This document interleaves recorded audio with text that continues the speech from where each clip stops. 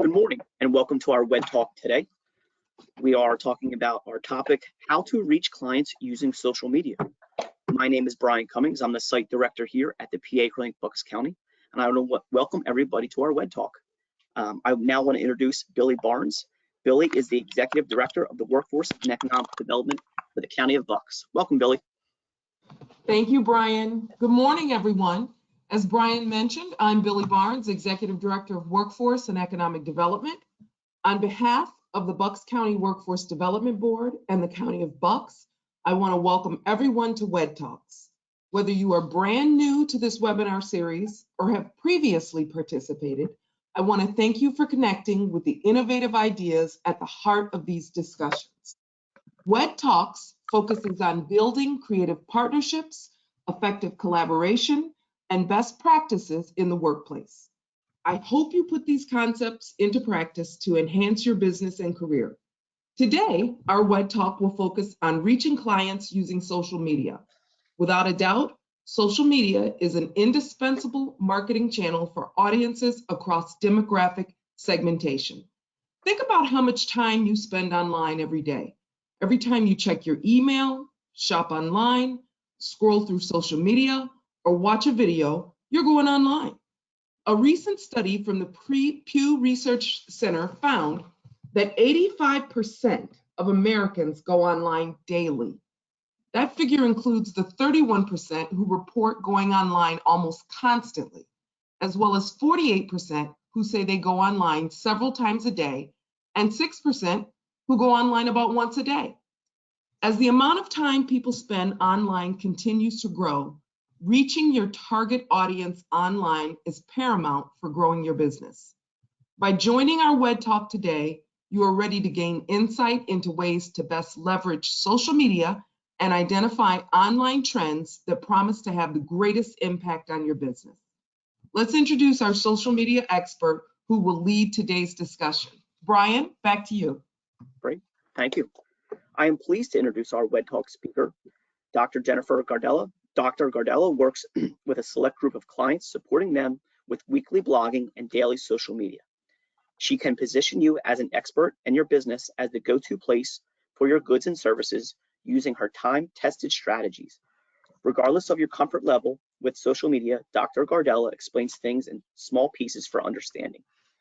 Dr. Gardella has quite an interesting path to success and will share some of that story today. The highlights include earning a PhD in educational psychology from Rutgers University, starting her business from scratch at age 45, blogging for the Huffington Post, presenting at TED Talk, and speaking at the PA Conference for Women. She currently works as an adjunct professor in marketing and statistics. And raised in New Jersey by New Yorker parents, Dr. Gardella appreciates relationships built on integrity, loyalty, and shared sarcasm. She now resides in Bucks County while her 3 daughters are launching into the world and hopefully off the family payroll as soon as possible. You can find her obsessing over her new dog, Henry, exercising, writing her blog, breaking bread with her circle of trust, and working on her golf game in her spare time. Welcome, Dr. Gardella. Thank you for leading our discussion today. Well, thank you guys. It's always fun to be able to come out and share my craft with small business owners who are looking in some way to connect with individuals using social media. So is everyone able? Oh yeah, here we go. Okay, so my name is Dr. Jennifer Gardella, and as Brian explained, I help a select group of clients with their blogging and social media. The very first thing I want you all to do is that while you can hire someone like me to do all this for you, I've done just about all of this myself in the business. It's pretty much how I not only built my business, but also learned what to do. So when individuals were starting to blog for the HuffPo or get TED Talks, and people were paying $5,000 to $10,000 for those experiences, when websites were, first coming out, and actually still today, because prices are insane with website development, we were seeing costs skyrocket as we still are today. So everything that you see that I have done, I would say about 95% for myself, and you can too. So the problem that we're going to solve today for you is, how are you going to reach people on social? Now, as it was alluded to in my bio, I was raised by New Yorker parents. I'm a rip the Band-Aid off kind of person, and I lovingly hold your hand while we figure out exactly what is wrong. We identify it very quickly and then move forward with a plan. The problem that we have today in social media that we've actually had for years is that, number one, it's a very, very crowded marketplace. The internet's a very crowded place to be. And many business owners are still doing a look how great I am social media strategy. They're posting about how they are a finalist for some award like, the best restaurant in the area.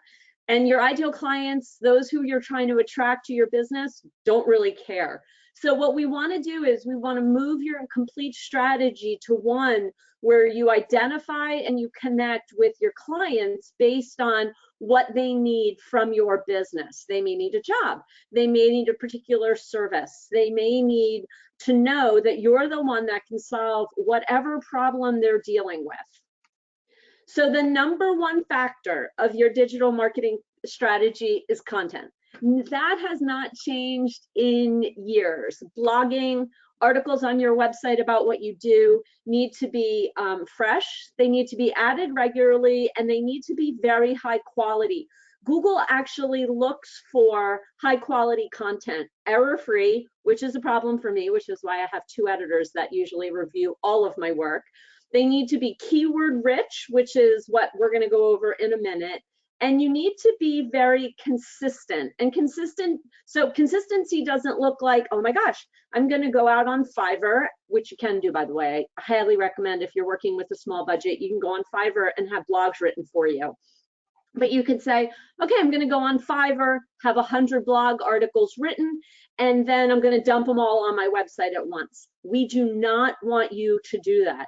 Google, who we're always trying to make happy because of search, wants to see consistency from you. If you are going to have those 100 blog posts written, you want them going out with a cadence of about once a week. That's what we want to see.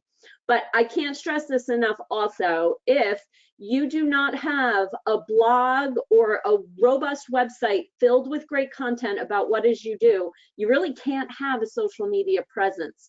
What we're learning today at every stage of the game is people have the opportunity to completely check you out when they are looking for whatever it is that you do. So you have to make sure that your website has great content about exactly what you do.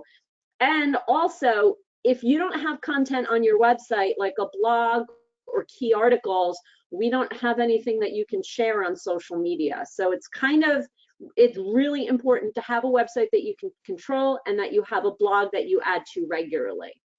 So the first thing that we want to teach you how to do is write the correct words into your content. And this is called keyword. This is done through keyword research. Keyword research tells us how your ideal clients are searching for you. Are they looking for a job in the area? Are they looking for an attorney? Are they looking to have asbestos removed? Whatever it is, are they looking for a realtor or a mortgage company? What are they looking for? So in the olden days, we used to, meaning 10 years ago, we used to want to tell them how great we are. Here's where I went to school. Here's all the clients that I helped.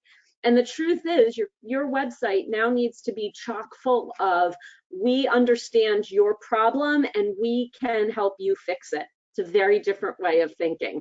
So your keyword research addresses the pain points of your ideal clients. How are they looking for you? What are they struggling with? And then how do you help them solve their problem? It's your core business areas. So I work with a lot of divorce attorneys. And so you can imagine when we do their content, it's all about divorce, alimony, child support, custody schedules, maybe dividing investments. It's the core things that they help clients with. And then also it's geolocators. So if you are located here in Bucks County, you have the opportunity to write geolocators into your content. Greater Bucks County does work great. Also, I'll give you a tip. Near me, the concept of near me works as well. So if you are a business coach, some people go in and look for content. They will type in business coach near me, accountant near me, pest control near me. And the near me piece will be picked up by Google regardless of what other things that they're searching for. So, and if you need more explanation of that or need help with that, let me know. If you only want to serve a very specific geographic area, put that in your content. It will help when people search on that area. It will also help when people are searching in that area. 60 to 70% of search is all question-based. People go in, and I am guilty of this as well. My daughter's graduating from the University of Pittsburgh this weekend. Very exciting. I went in and I said, graduation, what are some graduation gifts for a college graduate? I then went in and I said, okay, what are some, I said, where are the graduation gifts for the University of Pittsburgh? Like, where are some great ideas? And I did get some great ideas. So your questions, the questions that your ideal clients are asking need to be written in. Now, a lot of this research has already been done for you, and it's been done by competitors. So if you are chasing a competitor in your area, if you're breaking into a market, if they always seem to beat you just a little bit, go and look at what they're writing. Don't think that you need to reinvent the wheel. Next, you want to create an editorial calendar. An editorial calendar is critical. I always laugh when I talk about this because my editorial calendars used to be written on Post-it notes and napkins, and I had like files of these things all over my life pretty much. You can find them in my car. Now, phone, laptop, and our desktops are our best friends when we're doing editorial calendars. Editorial calendars make sure that you stay on track so that you know every Monday morning at 9 o'clock when you're going to blog exactly what you're going to blog about. So it gets rid of writer's block. In my editorial calendar, when I get an idea and I go in and I put it there, it is I actually start to outline it right away. I do this for my clients. When I come up with a topic for a blog that we're going to write about, I put that into the editorial calendar immediately, a little outline. So when we go to write, we're not starting from scratch. Just to back up a minute, your editorial calendar, I highly recommend having it digital. Google Drive will work best because it's available to you no matter what device you happen to be on, but you can also use a Word doc on your desktop. You can use a notebook if you want to, but just don't use a whole bunch of different things. Have it in one place. Editorial calendars are written 12 months in advance. So every month for my clients, when I go in and I pull topics that we're going to write about for the month, I also make sure that I'm putting in new topics that we can be writing about in the future. Again, if you do not know what to do, that is fine. Check out your competitors. What's on their website? That's one of the best places to get editorial content. And then there is a big push these days in content marketing, digital marketing in general, to tell your story. People, while they want to make sure that you can solve their pain, they really, really want to make sure that you are an authentic person. I have a couple of clients on my roster right now who hired me because they saw my TED Talk. They said that the authenticity that I showed in that one piece of content really showed them that I was the one that was going to take care of their business. My TED Talk has nothing to do with social media and blogging, by the way. So make sure that your story is out there. My story is also on my personal blog, My Steps in Time. So again, it's a place where when people go looking for me, when they search for me, they find my story. There's also the famous 5x5 matrix when you're working on your editorial calendar. What are the 5 questions people ask when they call your office? And what are the 5 questions they should ask when they call your office? That is probably a year worth of content as it is. Now, most of that content is going to revolve around 2 very specific ideas: time and money. How do you save them time, or how long is this going to take? And how are you going to save them money, or how much is this going to cost? There's also ways that you can write about the who, what, when, where, why of what you do. Again, how you help and talk to their pain points. Uh-oh. Okay, so, that is, there's a couple of duplications in here simply because it's that important. So part of your story, your 5x5, time and money, Client testimonials. So if you have clients that want to vouch for your business, I'm going to take a sidestep here and say it is really important, if you are local, that you are taking reviews on Google My Business. Secondly would be Facebook. Third would be Yelp. But you also want to make sure that you have client testimonials written into your website. You also want staff testimonials and staff stories written in. So that includes, you know, who are they going to be talking to when they pick up the phone? If you're an attorney, they're not always going to need to talk to you. So are they going to talk to Betty, your assistant? Make sure Betty's name is on the website so that they have that visual. There is most of the business that we do today as consumers, especially in the spaces of professional services, we no longer come in and see people in their office. So you need to make sure that there's a presence of the people that you're going to be helping. The rest of this is just duplicate. Okay, now when you write a blog, and I have a great story about this. So I started to write, and we all think that writing has to be this, you know, very exciting, robust, long experience. I had no idea that I was actually a good writer until I started blogging for myself at about the age of 43. My ex-husband actually called me and said, I had no idea that you could write. We thought you were some like stat egghead the whole time. And I was like, I know. And it's because I don't make writing complicated. This is why it works for me. So when you think about writing a blog, if you do not think you are a writer, I automatically disagree with you and I tell you to start writing immediately. A great blog is only 350 words, absolutely 350 to 500 words, no more. Remember, people have the attention span of a gnat these days. So if you're gonna write thousands of words in a blog, no one's gonna read it. You want a really strong keyword-based title. You want an opening paragraph, and you can go military here. Tell them what you're going to tell them what you need to tell them, and then tell them what that you just told them in that closing paragraph with a very strong call to action, your CTA. Once you have a blog published, now again, it should be edited. Google does care about editing your content, but now you have something to share out there in social media. And it represents your personal business, which is exactly what your ideal clients want to see. Okay, now that you have something to share, we need to talk about what is your social media going to look like. So the first thing is we want a great picture of you wherever it is appropriate on each of your social media accounts. So we do not want a picture of like you standing at your daughter's wedding, you know, with the veil blowing across your face. If that's all you got, put it up there, but have someone go out in the backyard, put on a nice shirt, and you know, they can take a picture with an iPhone right in front of the big tree. It doesn't matter exactly what it is, as long as it's professional and it shows you.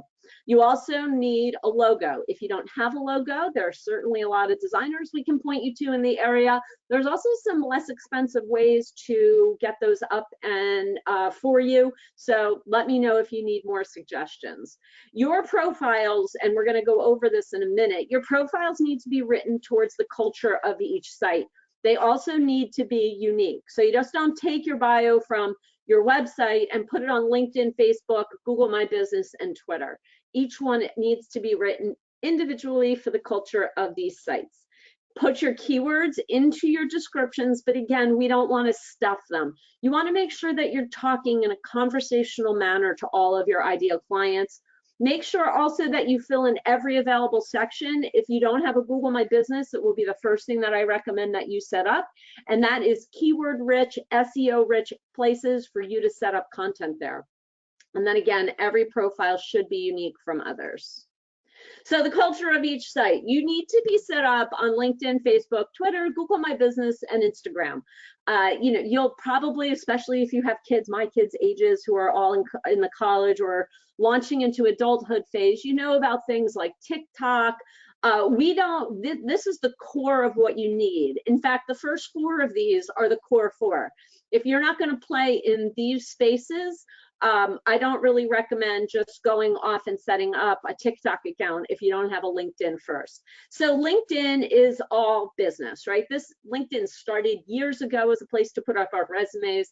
It is now a robust social media site where you can post content, you can post job positions on there. My daughter, my youngest, just got an internship with the PGA for the summer. She found it on LinkedIn, applied on LinkedIn, and that's how that's how her and her friends are finding their jobs. So if you are here looking for candidates to apply for positions within your company, I highly recommend you and your business have a significant LinkedIn presence. Facebook is kind of where we all started. And people do go looking in Facebook for your company. They want to know what you're about. They want to see what kind of information you're posting. Twitter, kind of interesting that I'm talking about Twitter, given what's going on with Twitter in the news. Remember, it's just the news, but Twitter is the cocktail party of the internet. You have 140 to 280 characters in a tweet. It's very hashtag driven. I would say you need to know what you're doing on Twitter, but it's very easy to start on Twitter because you don't have to be saying a lot because you're not allowed to. Google My Business. This is your maps listing. If you're wondering why you don't rank in Google search, one of the main reasons is either you don't have a Google My Business account set up or it's not completely filled out and sharing great information. Google My Business is a social media site in that we can share social media posts to it. So all of my clients were sharing regular keyword-driven posts there.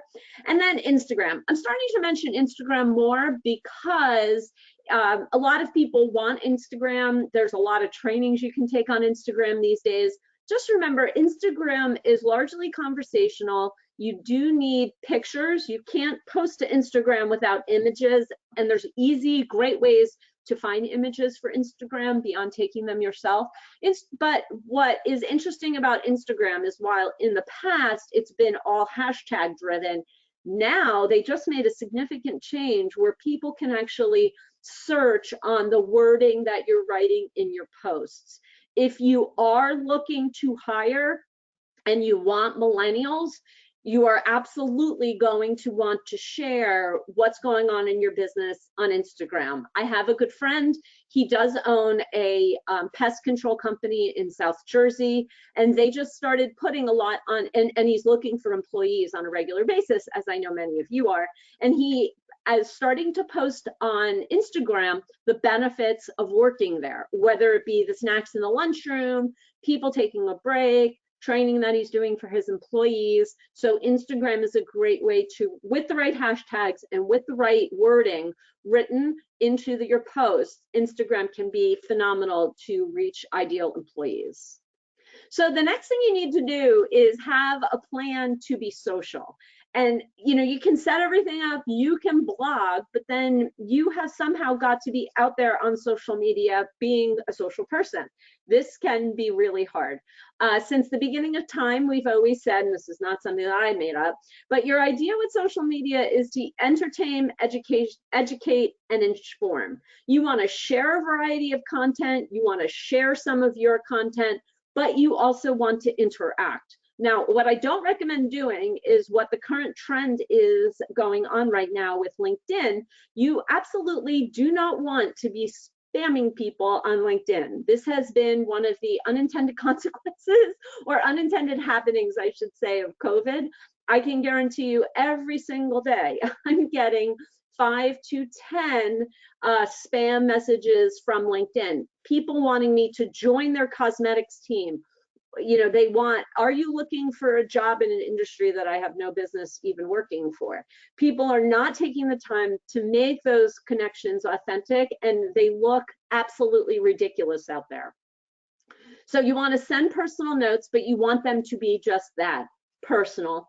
You also want to be commenting, tweeting, retweeting, liking other people's posts. You want to be adding value. Again, when you are commenting, when you are sharing content of others, you want to be talking about the pain points that you know that your people have. And again, if you don't know what to do, stalk your competition. When I have a new client come on board, the very first piece of research that I do is I start to stalk their competition.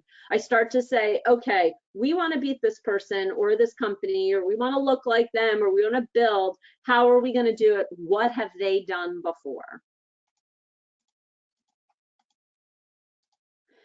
And then you need to share on social media. So these numbers have changed over the years, but 60 to 75% of the content that you share on social should be yours. Your core business pages, your blog posts, pictures that represent your business, something from that will direct traffic back to you. And then 25% of the content that you share is the content of others.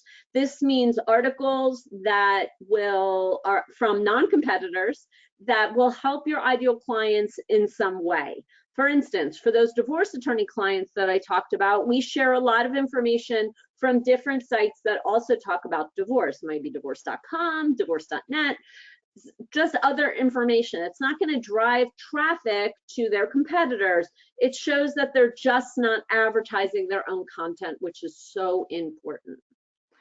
So that is the Jen Gardella fire hose kind of presentation. Oops.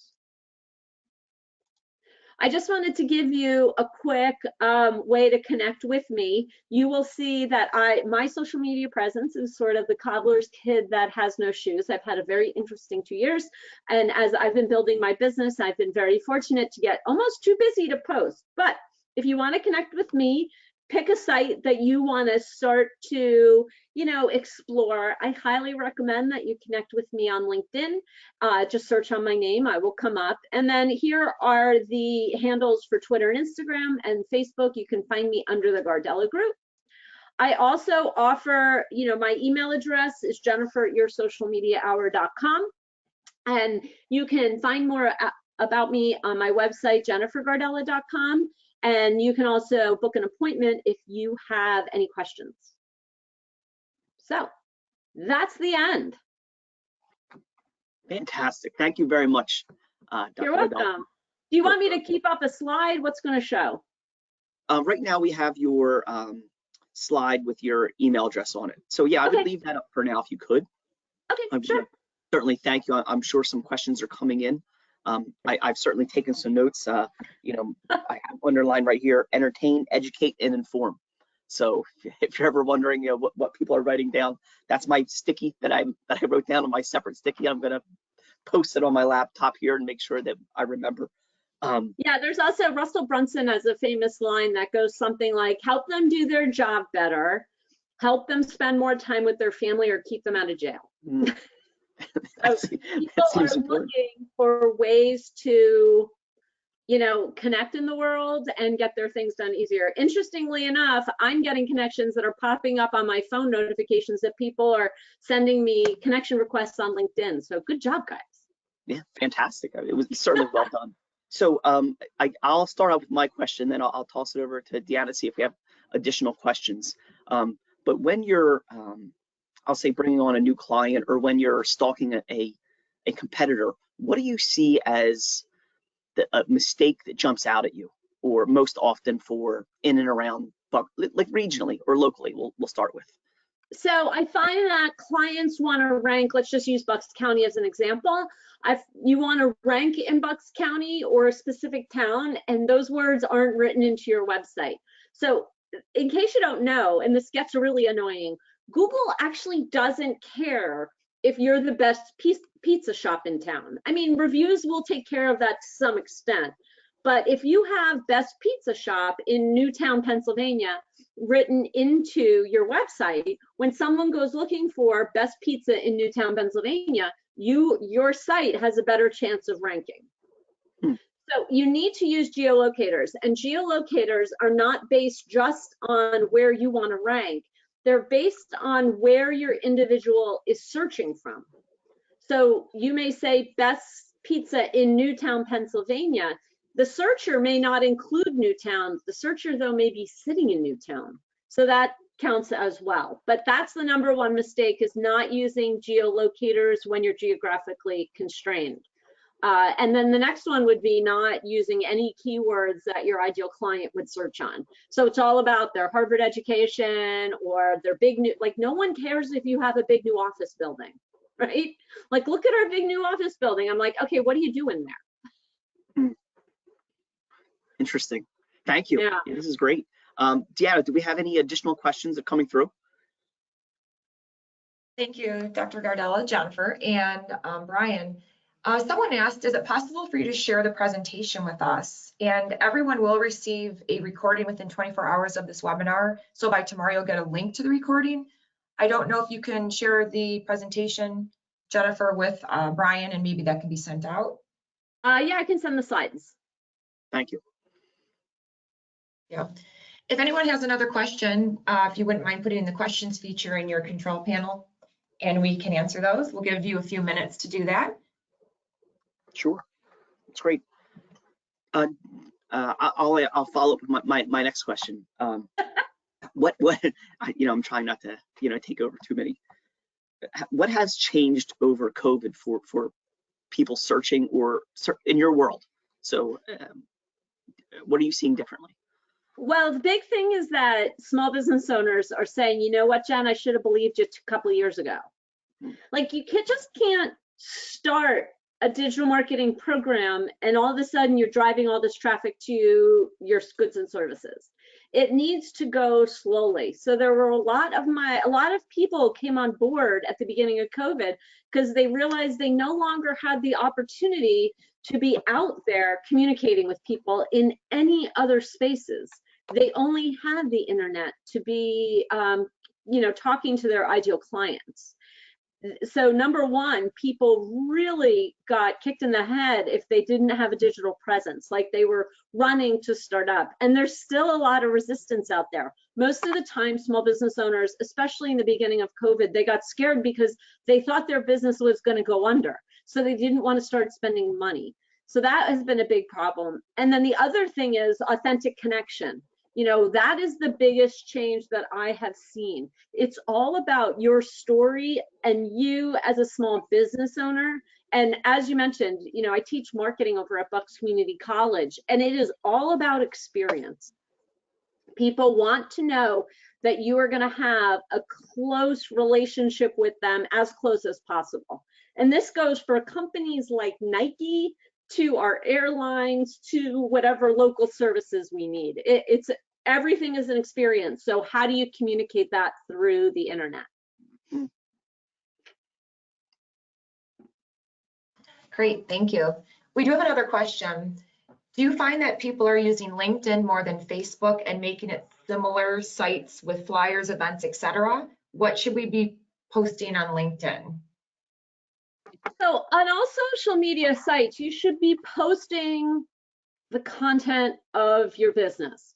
The difference is that depending on what site you use, you share the information differently. So for instance, and I always use the example of a divorce attorney because that's one of my ideal markets to work with. I always say, Facebook is conversational, LinkedIn is professional. So if you're in the LinkedIn space, you're going to share as if they're sitting at their desk reading it during work. And if you are in the Facebook space, it's more conversational, like that's their personal time. Now, this is also back to Brian's question, these lines have blurred a little bit during COVID. So people are, sitting, checking all their social media sites because everyone kind of got used to having nothing to do. So, I would recommend if you're going to create a flyer for an event, let's say, put it up everywhere. Just make sure that the wording is a little different. Also, Facebook does not lend itself to the hashtag game at all. LinkedIn hashtags need to be done carefully, but you can use them there. Thank you. I don't see any other questions at this time. Do you have any others? No, I asked all of mine, so far. So I certainly thank you, as I'm taking notes from other people's questions as well.